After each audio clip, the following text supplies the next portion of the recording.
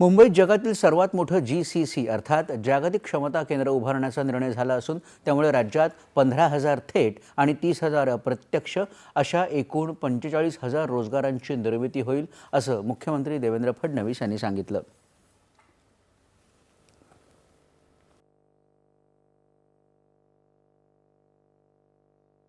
घोषणा करताना अतिशय आनंद होतोय की आत्ताच ब्रुकफिल्ड सोबत आम्ही चर्चा करून एक अत्यंत महत्वाकांक्षी प्रोजेक्ट झिरो डाऊन केलाय। एशियातली किंवा कदाचित जगातली सगळ्यात मोठी GCC ही मुंबईमध्ये करण्याचा निर्णय त्यांनी घेतलेला आहे। जवळपास 20 लाख स्क्वेअर फूट ही GCC असणार आहे। 15,000 लोकांना डायरेक्ट आणि 30,000 लोकांना इनडायरेक्ट असं 45,000 एम्प्लॉयमेंट तयार करणारी ही GCC असणार आहे।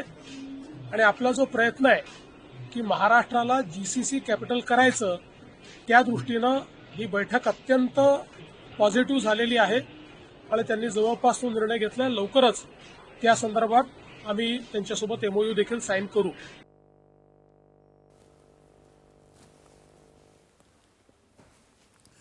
मायक्रोसॉफ्ट AI टूर मुंबई या कार्यक्रमानंतर ते आज प्रसारमाध्यमांशी बोलत होते।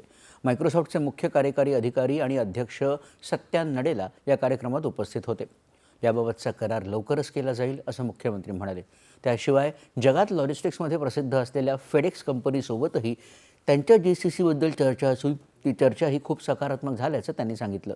मायक्रोसॉफ्ट कंपनीबरोबर समन्वय साधून तयार केलेल्या क्राईम AIOS या प्लॅटफॉर्ममुळे सायबर गुन्ह्यांवर नियंत्रण ठेवण्यासाठीच्या उपाययोजनांवर चर्चा झाली असंही त्यांनी सांगितलं। गेल्या काही वर्षात सायबर गुन्ह्यांचं प्रमाण वाढलंय, मात्र नवीन तंत्रज्ञानाच्या सहाय्यानं हे गुन्हे तात्काळ पकडण्यासाठी उपाययोजना केल्या जातील असं मुख्यमंत्री म्हणाले। राज्यात